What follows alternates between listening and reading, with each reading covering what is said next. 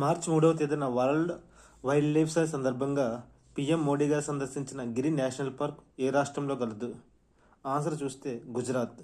ఈ సందర్భంగా 2900 కోట్లతో ఆసియా సింహాల సంరక్షణ కోసం 2900 కోట్లు కేటాయించడం జరిగింది.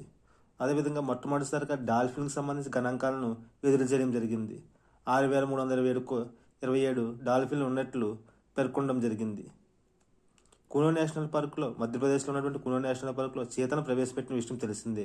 అదేవిధంగా గుజరాత్లో ఉన్నటువంటి బండి గ్రాస్ ల్యాండ్స్లోను, గాంధీ సాగర్ అభయ అరణ్యాలలోనూ చీతను ప్రవేశపెడుతున్నట్లు ఈ సందర్భంగా పేర్కొనడం జరిగింది. ఇంకా మార్చి 3వ తేదీన world wild life day celebrate చేయడం జరుగుతుంది.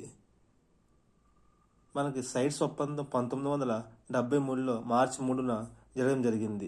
ఆ సందర్భం పురస్కరించుకుని ప్రపంచవ్యాప్తంగా మార్చి 3వ తేదీన వరల్డ్ వైల్డ్ లైఫ్ డే జరగడం జరుగుతుంది. సైట్స్ ఒప్పందం 1973లో మార్చి 3న జరిగిన ఆ సైట్స్ మాత్రం అమలులోకి 1975లో రావడం జరిగింది.